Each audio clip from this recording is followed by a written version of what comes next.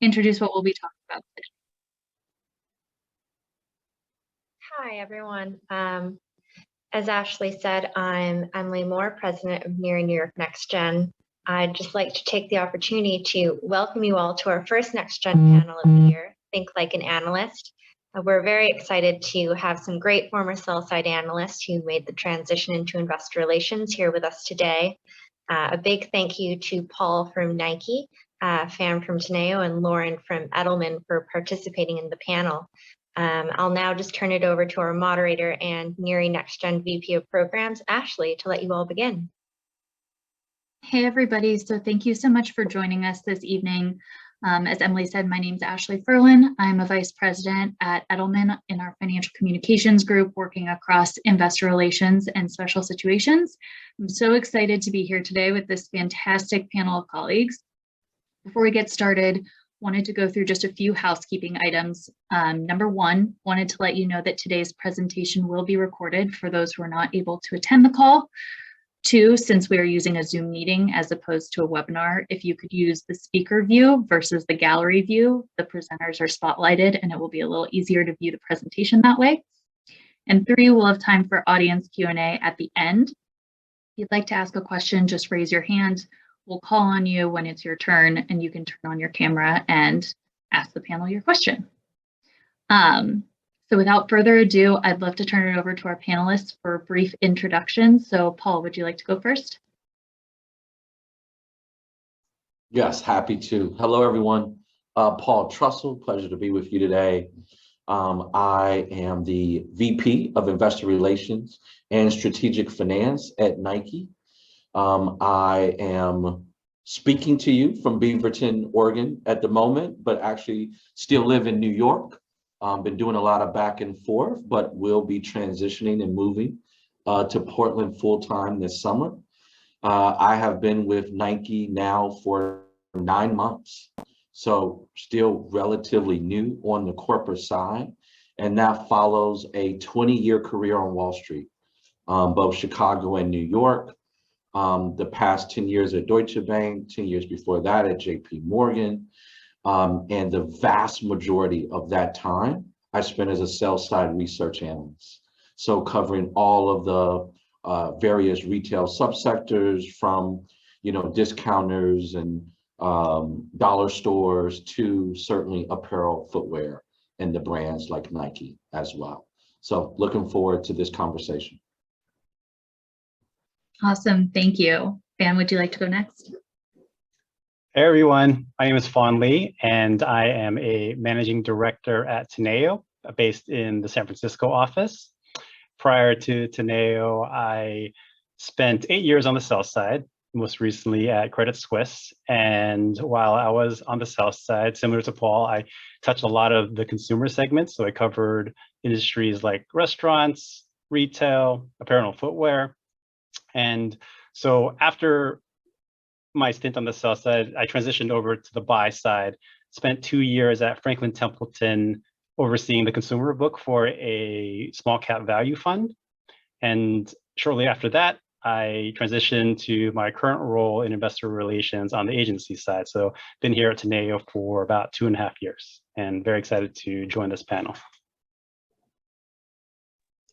Lauren. Great. Hi, everyone. I'm Lauren Torres. I work at Edelman, where I'm an SVP, part of the financial communications team, and I work with Ashley. I've been there for just over 2 years, focusing on the investor relations practice, working with a number of different clients across sectors. But prior to that, and similar to my fellow panelists, I was on the sell side for actually over 20 years. I started my career right out of undergrad in high yield securities research as a research assistant, kind of moved up the ranks kind of in high yield, but eventually transitioned over to equity research. This was at Prudential Securities, where I eventually found a home being a consumer analyst, focusing on consumer staples, specifically the food and beverage sector. That was mostly a domestic coverage of my sector. Then I moved to HSBC, where my sector coverage became global in the consumer space. And then I spent the last few years at UBS, where I focused on Latin America, being a bit more regional focused. And then obviously, yes, went over to Edelman about 2 years ago in the investor relations practice. And thanks all for having me this evening. Thank you all so much. I think it's really evident that our panelists have interesting and storied careers. And one of the most interesting things is that they've all made the decision to transition from the sell side to investor relations. I actually wanted to kick things off with Paul. Can you talk a little bit about what influenced your decision to go in-house IR at Nike versus, staying with Deutsche Bank? Yeah, it was a very difficult decision initially for me, just because things were going very well at Deutsche Bank. I had expanding roles and responsibilities over the years, had one of the larger teams on the street in terms of, providing coverage with over 45 companies, under coverage, and a big team to kind of support those efforts. So I really enjoyed what I was doing. I love the sector, right? And I love that engagement with, hedge funds and institutional investors and with the management teams. Loved kind of being in the middle of all that was transpiring within the industry and the stock market. And I happened to get a phone call from the CFO of Nike. I thought he was calling me for corporate access. I thought I was just going to have like a meeting that I'd be able to host him on or something. And we started having this, what ended up being many months long conversation, and as I thought about it, a few things really stood out for me. One is that I did not plan on being on the sell side forever, right? I did have that initial kind of thought of what am I going to be doing, 3 years from now? And so I had started to have some of those conversations more broadly. Would I go be in a management role within the bank? Would I become a banker? Or would I consider doing something corporate, right? Or go down a CFO route of a small company? There's a lot of things that I started to chew on. So it did come at a time where I was thinking about next steps. But there was also this element of what he was seeking for someone to be able to bring to the organization that really resonated with me. And that also kind of helped connect the dots, that I could come in truly as a value add, that there was a reason that he was making this phone call, looking to bring someone in externally, someone that really got the market, understood the movements of the stock, could really provide that insight to the teams more broadly around what are the talking points and focus areas within the industry, what's happening from an economic standpoint, right? And so I've been really, really grateful to now be on the other side and work for one of the best companies in the world. And there's not one day that has gone by since I've been here where I have missed my old role. So, I'm fascinated by what we do and how we do it and love being in the mix of it all, and I think that we are, and I'm sure we'll talk about this more, but, really now sitting in a position where able to help kind of educate this company and our, finance team and many of our business folks of what is transpiring in the industry on a bit more real-time basis, which is not how they were operating. And so there's a lot of information sharing. There's a lot of packaging of takeaways and metrics and things that I'm kind of focused on that they weren't necessarily looking at before. And it's exciting, very exciting. So I'll stop there. Awesome, thank you. That was great. Lauren and Phan, your journeys are a little bit different because you made the decision to go to the agency side. Lauren, can you talk about what influenced that decision to come to Edelman? Sure. Actually, hearing Paul's response too, a lot of us ex-sell-siders, some maybe like I had to get out, and then some are like, I really loved it, but I was kind of ready for something else, and things kind of naturally progressed. And to your question, Ashley, just on moving to the agency, I think for me, I loved my sell side role. I had done it for many years. I loved the financial markets. I loved picking stocks. I loved working on the models. I loved talking to the investors.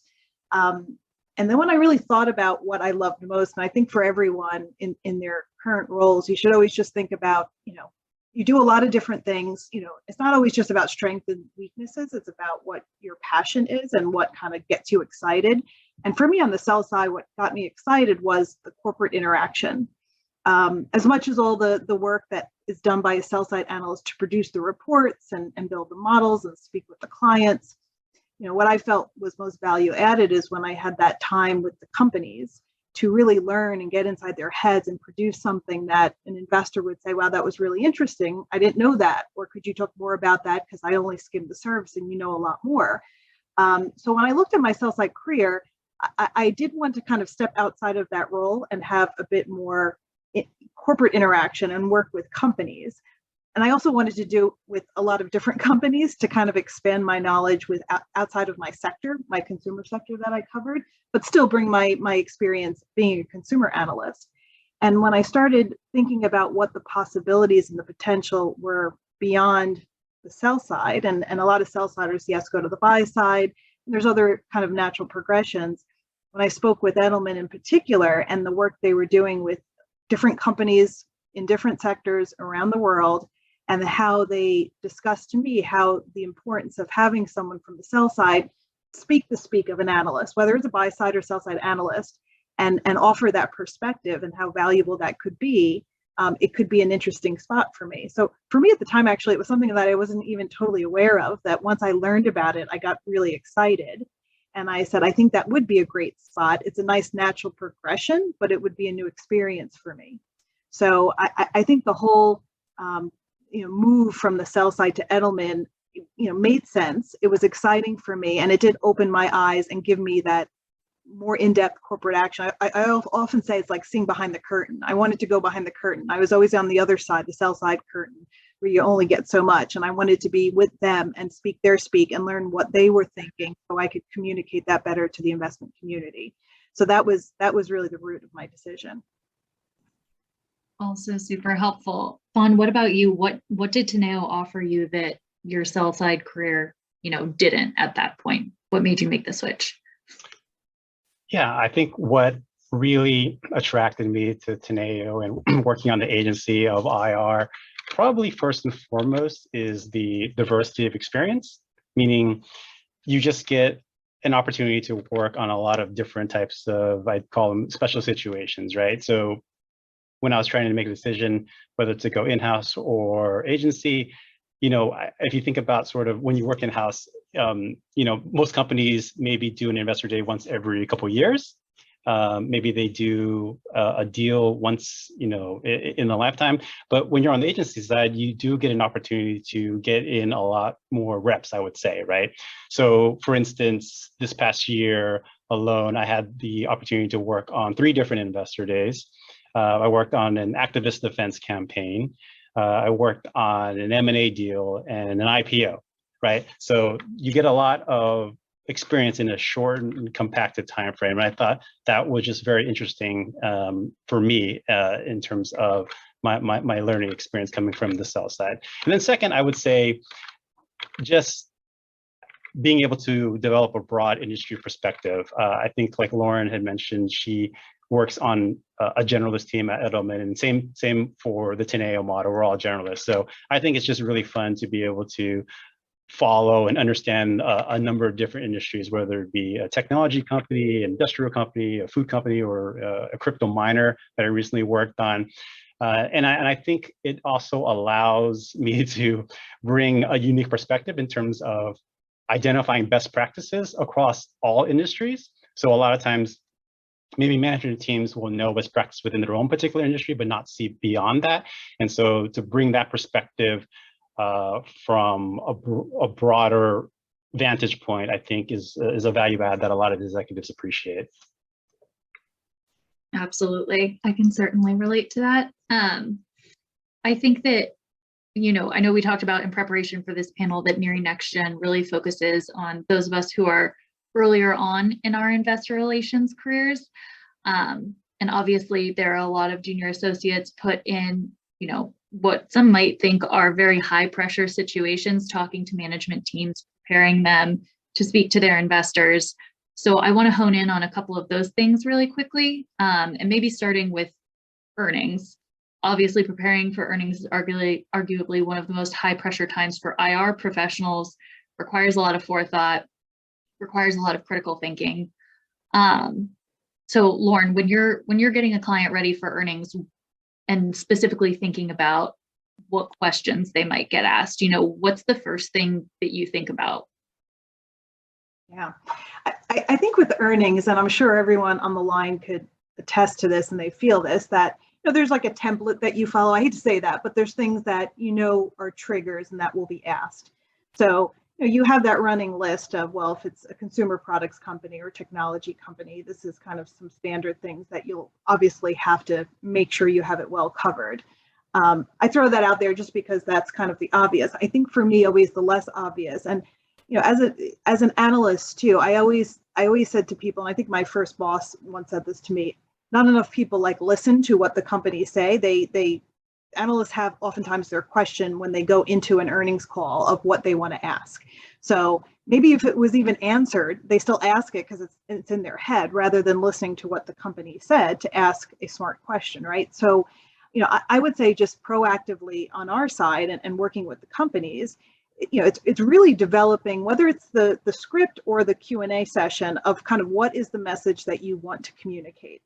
And yes, it's the nitty gritty of the quarter. So there's numbers and things that you'll have to highlight that's specific to the quarter, but it's also, and I think more relevant, to make sure that your message that you've been communicating over several quarters, that is what you want to resonate, what you want an investor or an analyst to take away from a conference call, that you hit the points, and hopefully it did develop since your last earnings call of, why should that matter and why is that the key point to their investment decision, and to build a framework on that. So whether it's, preparing a Q&A so that they're ready for that, or just even going step back on like a script and the language that they communicate, make sure you talk about the key themes, whether it's from a macro or industry or company specific discussion, and communicate to the point where you're relaying a consistent, clear message that an investor will want to repeat to their portfolio manager, for instance, and say, well, this is why I like the stock, and this is why I continue to like the stock, or this is what I liked, but this is what has gone wrong, but this is what they're doing about it. So it's really compartmentalizing that discussion and communicating those key messages so that investors know how to really think about you and make you different, and why you differentiate yourselves from your peers and then the broader industry, and why obviously it makes you a more investable company than the rest. That's super helpful. And I think it would be interesting to hear, Paul, working in-house at one company, when you think about starting to shape the narrative for earnings, you're probably going way, way, way deeper than any of us on the agency side. But what's one of the first pieces of data that you look at that's going to indicate how you're going to shape the narrative and how you balance shaping the narrative that you want to share for the quarter versus maybe what actually happened or what the street wants to hear? What are some things that you think about there? Yeah, well, we reported earnings on Monday, so it's so it's fresh. Still got a number of callbacks to do this week, but what I will say is that look, it's very clear where to start, and is what did we say last? Right. So, and Lauren kind of spoke to this, but I start with, what did we say last quarter? What did we say at the beginning of this fiscal year? What did we say this time a year ago? And which of those things are things that we may want to give updates on? Has there been new or exciting developments on some of the things that we've already been discussing, right? The narrative that we've already been building a path on. So that's first and foremost, right? We are unafraid to repeat ourselves again and again and again, right? Similar phrasing, similar language, or if not truly the exact same. Two, right, is that we then go and look at the list of top questions that we've had over the course of the last quarter. And so, right, there's first, what have we been talking about that we're going to continue or update? Second is, what are the things that people have been inquiring us on, right? So we have our list of questions, both sell side and buy side, right? Top shareholders, what were they digging? What did they say they didn't have enough information on? What were they puzzled by? What was unclear? All right, and we see if this is a moment in time to try to attack that in this setting, or are those better one-off, one-on-one kind of conversations? All right, so we go. So after we've looked at top questions, and then we go and we build on what are our peers discussing. All right. So my team is listening to, right, if you think about Nike, right, we listen to Adi's call, we listen to Puma's call, we listen to Lululemon's call, we listen to Dick's Sporting Goods call, we listen to Foot Locker's call, right? Like, we're on it. What questions are they being asked? What are they proactively talking about? And what are the sell side analysts writing about in terms of their takeaways on the earnings, right? Where are they being pushed, right? So we're incorporating that industry insights, right? How are they discussing inflation? What are they saying about supply chain? What are these, pieces that are unlikely for us to not have to, right? Like, if 3 out of 5 companies had to tackle that subject, then we should be pretty prepared to do the same, right? And so I would say that's kind of 1, 2, and 3, and then, believe it or not, then we can start incorporating, well, what actually happened this quarter? What are the actual results? But honestly, that's probably 4th on the list. Amazing. And I think that what that highlights too is just the sheer amount of information that we all take in ahead of earnings that we then have to digest and give to management to prepare them. So Phan, I'd actually be interested to hear from you when you're preparing for a Q&A section with, any set of executives. What are sort of your top 3 tips for preparing for that Q&A session, whether it's things you look at, things you sharpen up on, ways that you deliver information to them? Yeah, I would say a lot of what Paul and Lauren had said really guides that process of Q&A prep as well. So one, again, is knowing what the hot button issues are and where analysts and investors are really going to dig into. And you do that by staying close to the sell side research, like Paul said, listening to investor calls from peers as well to understand what elements within the industry people are focused on. And you look at your results and your guidance and how they stack up against consensus, right? And how they stack up against how your peers delivered and what they're guiding to. And you take all those pieces, put them together, and they really help you guide you to focus on what the key issues of the quarter may potentially be, right? And then after that, you identify the key messages, just like Paul and Lauren had indicated. What are the messages that you want to hit home and reinforce? And what are the proof points you want to provide? And you want to lay that out in a setting where the entire management team, the CEO and the CFO, are aligned, because you want consistency and you want a shared messaging and a unified messaging that you present to investors. And I think on top of that, when you're crafting your messaging or you're crafting your questions for the executives, it's a kind of a cool opportunity to be a little bit of a jerk. I think you want to be kind of prickly with your questions, because you want to put the executives in a situation where they're asking or getting asked tough questions in maybe a less than genteel manner, so they can learn how to deal with it in a simulated environment. And so when they go live, it won't fluster them and they can just deliver and execute on the messages that they want, right? And then I think lastly, I think it's very helpful to have an idea of how you would respond to the question, right? A lot of times you go and you throw out questions to the CEO or CFO, and then you have them respond. But knowing how you would structure the response, what would you lead with? Would you say more or say less? What kind of messaging would you pivot to? That kind of thinking, I think executives find very helpful and a value add when you're going through the mock Q&A sessions. Perfect. I wish I could take a snapshot of that and put it on a piece of paper for all of our junior associates, because I think that, I know Q&A sessions can be intimidating when you're first starting out. And I think that everything that you guys just said is the perfect playbook for someone who has to take a first pass at a Q&A document. So that was really helpful. Thank you. Phan, you mentioned consensus, which I want to come back to you here. Consensus, I think, is also one of the more intimidating things, at least I've heard from my junior associates, and obviously a huge focal point for management teams.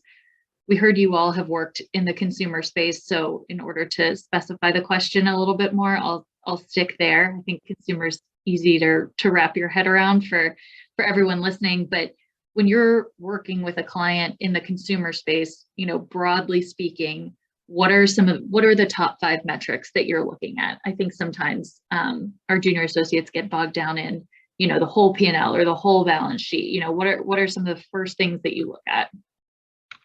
Sure. So consumer is a very big space with a lot of different industries. So every industry has their own sort of specific unique drivers and what analysts focus on. But I think in terms of commonalities, what I would say is the very first piece I would look at is guidance. I remember when I was on the sell side or the buy side, whenever companies would announce results, first thing I think I flip through is just guidance, right? I just go through to the back and just see what did they say or what are they pointing to, because investors are forward-looking creatures, right? They want to know what the future is, and that's what's going to move the stock.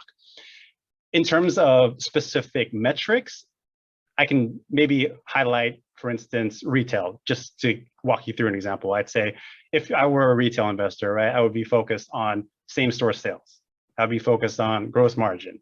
I'd be focused on inventory, right? And then you asked for 5, so maybe I'd round it out to EPS and free cash flow. But I think what is most important is to understand the industry and understand the KPIs that investors are specifically focused on. And you do that by reading, the sell side of research, right? Talking to investors, doing perception studies, understanding what people are writing about and focused on. And that's what you should be focused on, because that's what's going to move the stock. Absolutely. And obviously from everyone's time on the sell side, building models was a core part of your careers. And Lauren, I know you and I, especially recently, have talked at length about your love of developing sell side models. So how has that translated to what you now do, in-house at Edelman? And what are some insights that you try and glean from consensus models? If somebody says you have 30 minutes to look at this before we talk to the management team, what are some of the things that you try and hit? Yeah, I think and I don't know if love was the right word, my love for models, but I always thought though it was definitely key. And the reason I say that is because I kept saying, like, I grew up on the sell side, meaning I was a research assistant, then I was an associate, then a junior analyst, and an analyst. So I kind of saw the process of how to get to a senior analyst, because some analysts come in at higher levels after being in industry, or there's different ways to get to a more senior analyst role. But I started right out of school, undergrad, and obviously those are the ones that kind of do everything. And building out a model obviously was part of my role. And actually, when I got more senior, I actually missed it, because I always told my juniors that you're the ones that are putting all the numbers in the boxes, and you're seeing things change real time. Meaning, if you catch something that's unusual, you'll probably see it before I do, because you're the one putting the numbers in the box and seeing the percentages change and the basis points change. So if there's anything ever unusual that maybe I didn't see just reading the release, when they updated a model or built a model, please share it with the team so we understand how things are changing. And that's really important. So to answer your question, Ashley, I think on our side of the fence, we're looking at established models from the sell side already. So we're looking obviously at the projections and how they looked at our historical performance to, determine what the growth rates are, hopefully the growth rates are for companies. And, our job too, yes, we look at, and I think Paul and Phan mentioned, like, just, obviously you have consensus and guidance. So consensus maybe kind of hovers around the guidance range, and then you have your outliers that might be the high and the low. So oftentimes the quick eye will go to, well, why is this person particularly low or below guidance or consensus, and then those that are particularly high. And then, once you're familiar with your sector and then the companies that you work with, you'll be able to open a model and eyeball what lines in an Excel spreadsheet to go to understand, what are the mechanisms that are really giving them, a number that's different than what you may be projecting, and then conveying that to your management team and saying, wow, this analyst thinks that, and another one, thinks something else. So it's really knowing where the eye should go and knowing what the triggers are.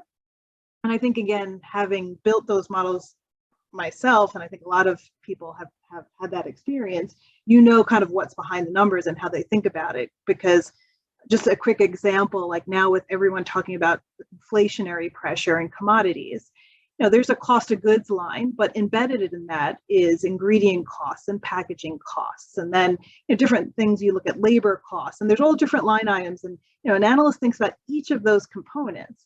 So once you get to know your industry well, and how the analysts think about you and how they're modeling it, you could really pick out those triggers that you could go right to your management teams and say, listen, this is where the outlier is. Maybe they know something because they cover many companies in the industry that we should be thinking about, or they got this wrong. Maybe we should have a conversation with them. So really kind of understanding it, but then knowing what the triggers are so that you could have those really good discussions, with the analysts and then with the investors. And speaking of doing, that analysis and giving your management team a heads up as far as how things are trending, I know we look at a lot of models on the agency side. Paul, I imagine you have a far more detailed model when you're looking in-house. Can you talk to us a little bit about how often you dig into Nike's consensus specifically, as well as, how often you're looking at what sell-side analysts are projecting for your peers? Yeah, I mean, we basically push out a report, the IR team, every week to a broader group with, here's the research written on Nike. And this is how consensus has changed on Nike weekly, right? And so we're very focused on it. But, we do it from a lot of different angles, right? As we're approaching kind of earnings, we're breaking out consensus in terms of where was it before anyone ever put out a preview note? And then, like, where is it now that the previews are out, so we can see what's changing in terms of people's perspective, right? Are revenue estimates going up or down, over the last few weeks, and where are margin targets falling, et cetera. But we also look at it from the standpoint of who's the high and who's the low, right? And where are those things kind of shaking out, and what are their thought process that's supporting, that street high EPS or street low EPS. There are certain line items that we look at, just saying for specific data points, right? Like, so we ask the analysts for their models, right? And because we want to kind of go through certain line items at times, because it will impact what we want to say on the call, right? So it's like, all right, we had this event happen, this unique event happen in the third quarter of last year. How many people are modeling that correctly? And that informs our decision whether or not we need to bring it up again on the call to kind of flag it and remind folks of this kind of unique comparison. So we're, I mean, we use a ton of resources, and, we engage with like Virtua, who compiles stuff for us, and, NASDAQ, IR Insights does other things for us. So we're very involved, if you will, on what is moving the numbers and how they're shaking out. Absolutely. Also very helpful. Before we get to questions from the group here in just a few minutes, I'd love to talk about, each of you work in completely different environments, thinking about someone who's new in their IR career or more junior on their IR team. What are some things that those people can do, whether it's on a daily basis or what have you, to help their IRO or their client? What are some of the key things that you look for in your team members? Maybe we can start with Lauren. Yeah, I think one of the best pieces of advice I got starting out on the sell side was just to absorb, meaning there's so many opportunities to learn and listen, and then obviously to ask questions that I think people coming into roles, and actually I probably told you this, Ashley, when I went to Edelman, it was kind of a bit of a shock for me too, because I had been at the sell side so long. To go to Edelman, it was like, well, this is different. And here I am at this stage of my career, putting myself in a new situation. And there are things that I'll admit I don't know, or I still have to learn, which is a great thing. So this is very general advice, but I think it was good advice that I used 20 years ago when I started this, and now applying it to a new job. It's just, listen, put yourself in as many situations as you can. Obviously don't be afraid to ask the questions. And yes, just listen. I mean, it's amazing when people just kind of stop and really, like I said, listen. And it's not just waiting to learn something. It's actually just putting yourself in different situations that you may not have expected yourself to be in, where you picked up on something that you didn't expect to learn. And there's so many opportunities like that I hope everyone's taking advantage of. Whether it's with their colleagues, with their clients. Even just with friends in different industries, to really kind of hear what they do and apply that back to their lives and their careers to make themselves smarter and have better interactions. Absolutely. Phan, what about you? What are some of your thoughts on this subject? Yeah, I'd say one is, I think it's really important for junior colleagues to learn how to boil things down to the essentials. I find one challenge that colleagues on the junior side typically have is not really being able to identify what's important yet, because they're new, they're trying to figure things out. So for instance, at Teneo, we write recaps of calls, of investor calls to relay onto the clients.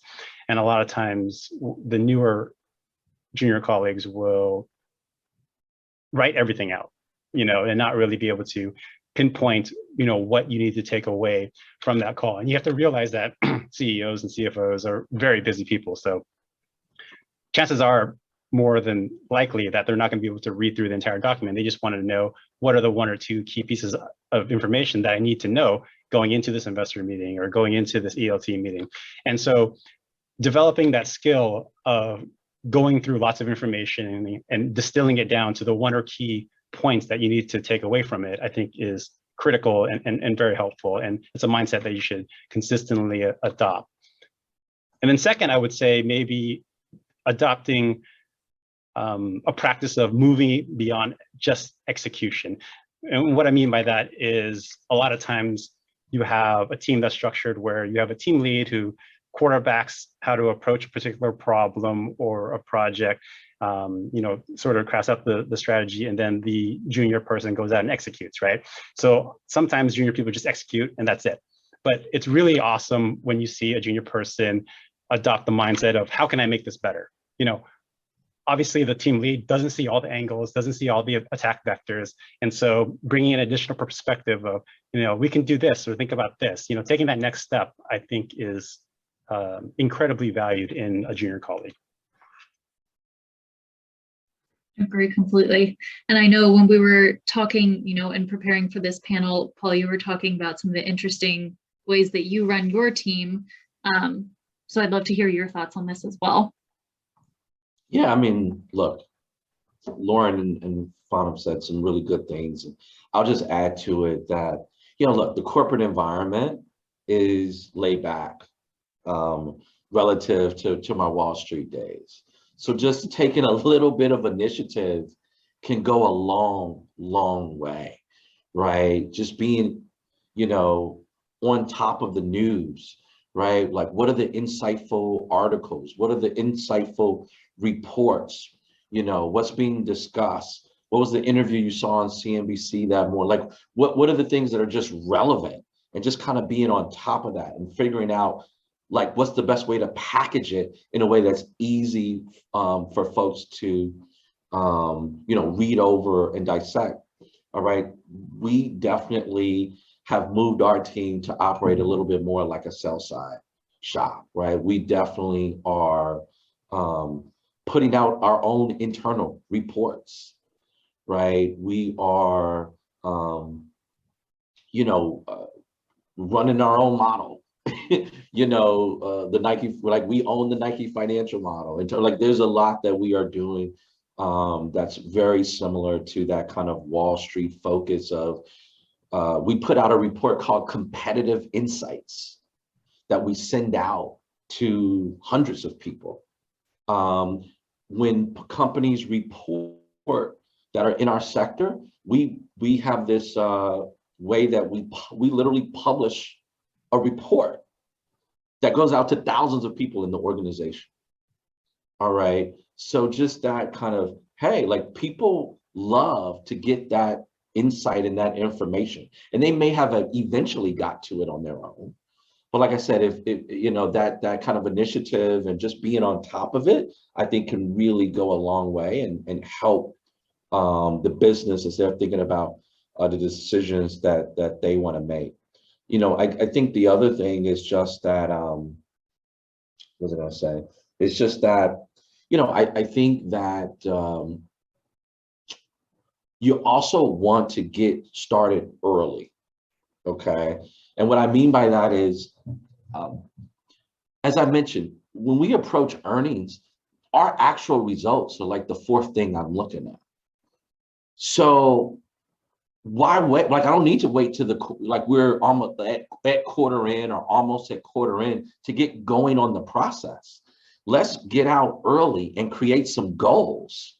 What do we want to accomplish with this earnings, you know, round? What do we want to accomplish with this set of investor meetings or this investor day? Like, what are the goals? And let's start having those internal conversations, and you start building relationships. You know, like, I you know, set up a meeting with the kids team. I know the quarter's not over, but what's going on?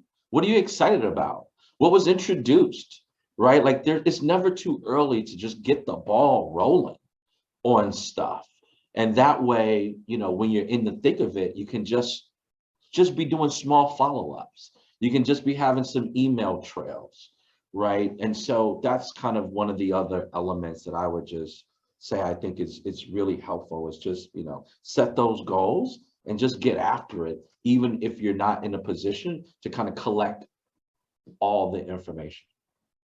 So That's such a fantastic way to look at it. Thank you so much. I want to make sure we leave time for questions for those on the phone. So if anybody has a question, you can use the raise your hand function. We'll try to see who pops up first. And then if you want to turn your camera on, you can ask the panel a question. So we'll give it just a second if we have any questions in the room.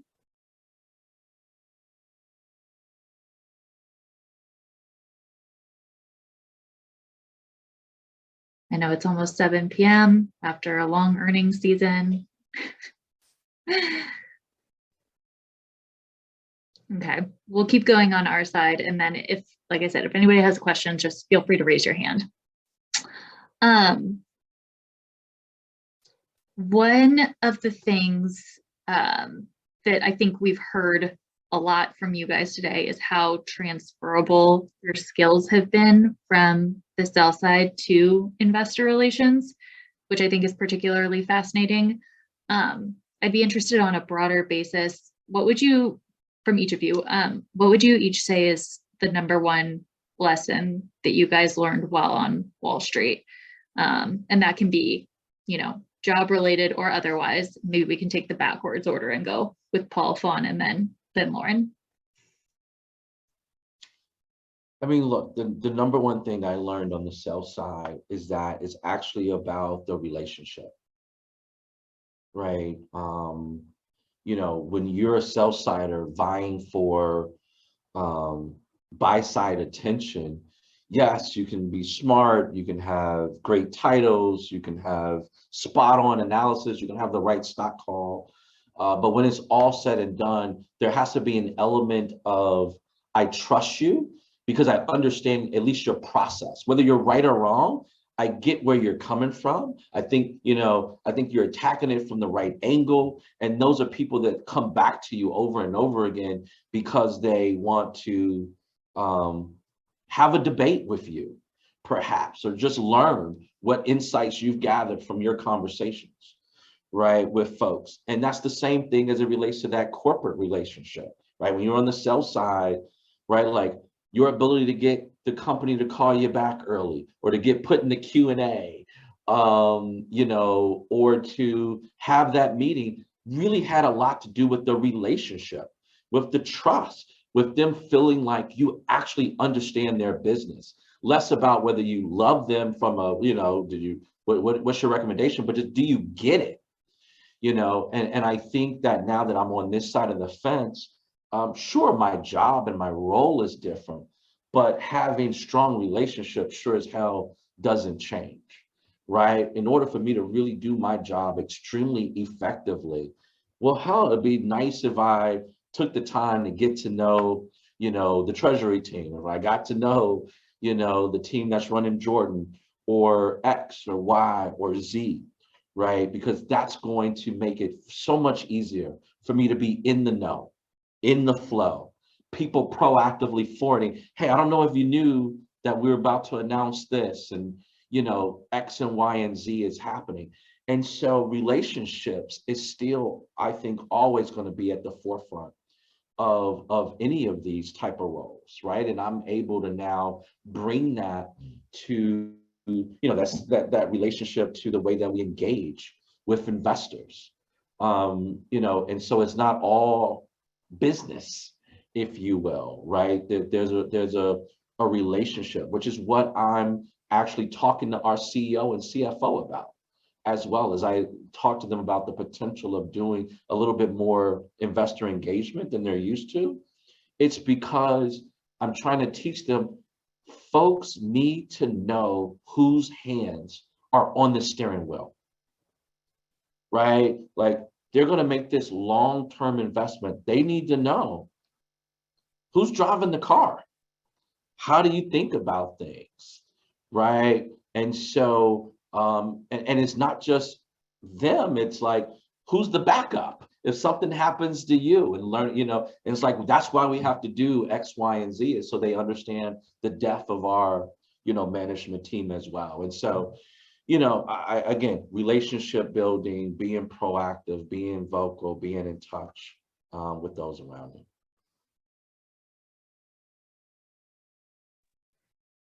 Do you want to go next?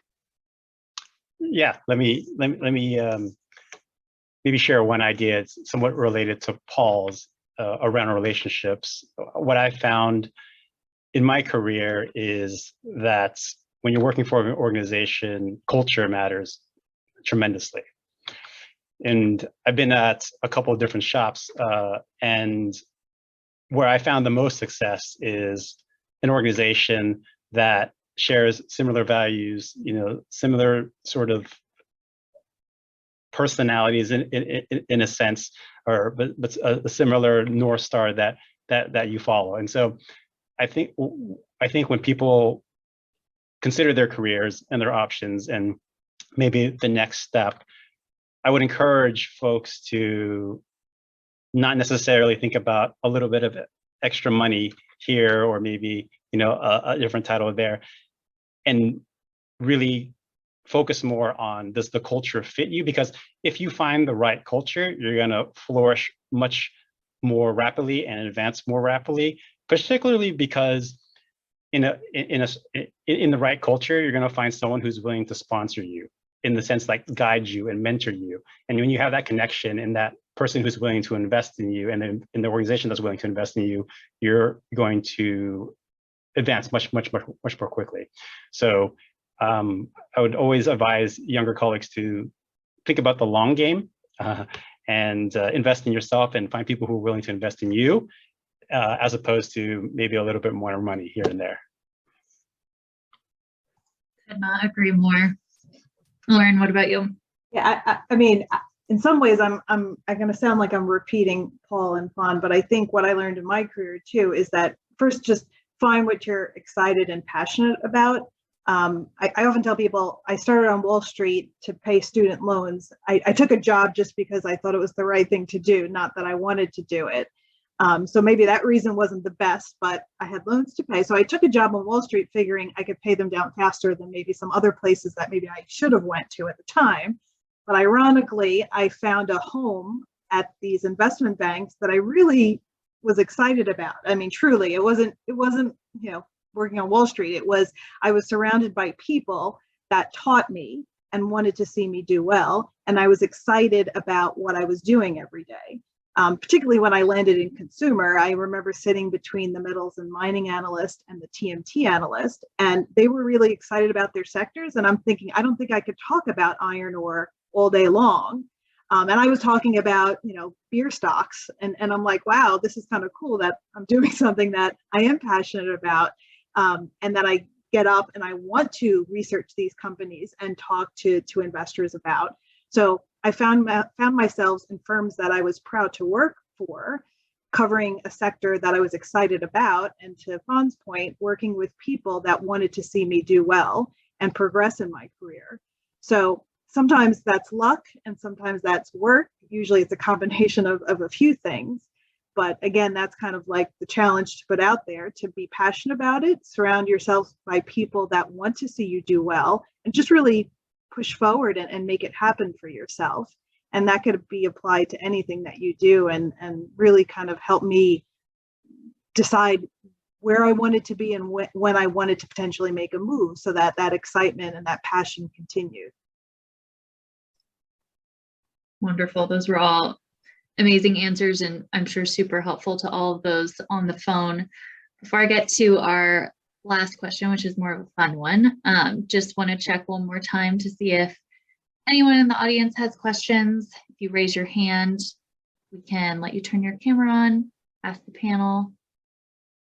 I know we're all in the middle of earnings season though, so it's okay.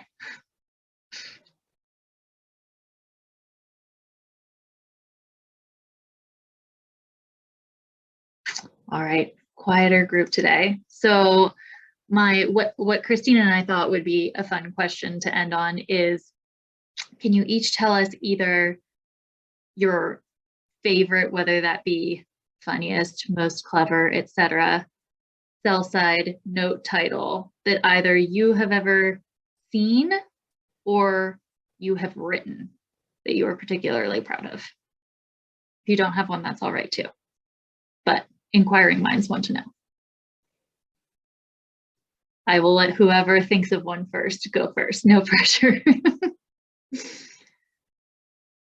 I guess I'll jump in, and it wasn't, I didn't write this.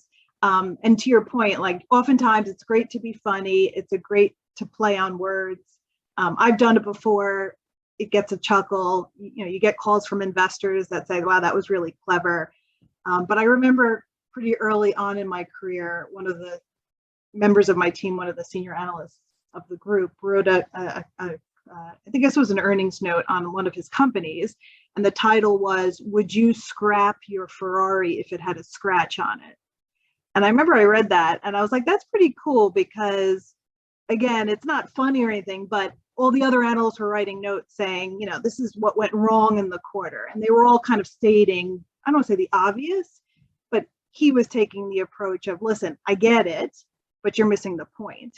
And I remember that day when he wrote that note, he was getting all these calls because all the other analysts kind of were in line with, this is what went wrong. And he said, okay, I get it. Let's talk about this.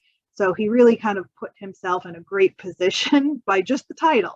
And oftentimes, as many of you know, the buy side is faced with thousands of notes. They cover many companies. They have 20, 25, 30 analysts covering each company. So oftentimes it's a quick reaction to click on it or not. And that got him a lot of clicks.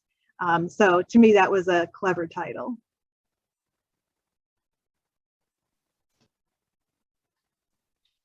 So, what I would say is that, look, we always viewed it as a pyramid, right? You had to start with a catchy title, to really draw them in.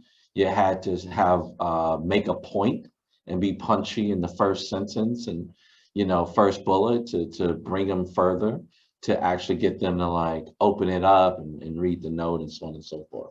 So we spent quite a lot of time thinking of titles.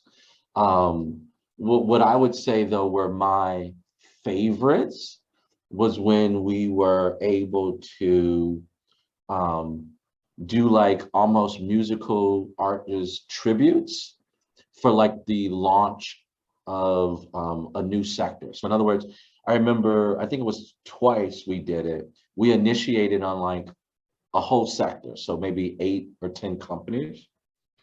And one of those, every title, right, of each company had a Prince song title, every initiation. And so we figured out a way, to embed a Prince song that was like somewhat related somehow, some way to those companies. And then we did it also with Tribe Called Quest for a separate launch, so I was pretty pleased with myself on some of the Low End Theory and Can I Kick It and other song titles that actually resonated and made a lot of sense for the companies that we were writing about. I love the tribe references, Paul. That's awesome. So I'm sort of thinking in the back of my head around sell side note titles, and I do remember one that sticks out. It's probably the most outrageous one I've ever seen, and it was maybe a couple years ago, maybe almost a decade ago, and it was published by a bulge bracket, so tons of distribution, and they used to issue something called the best investments idea in terms of the report. And there were 2 stocks that they incorporated into the best investments idea. One is Dick's Sporting Goods. It's like a sporting good retailer. And then BJ's Wholesale, which is a like a Costco model, right? So I think you can kind of see where I'm headed here. But the title of the note was Dick's Added, BJ's Removed. So Bold, very bold. Very bold. Agreed. Oh my gosh. Well, thank you all for sharing those with us. Thank you so much for sharing your expertise and your stories with us, and especially your time amidst what is just craziness, I know, for everybody in investor relations. We really appreciate it, and we look forward to talking to you again soon. Thank you, everybody, so much. Great. Thank you. Thanks, everyone.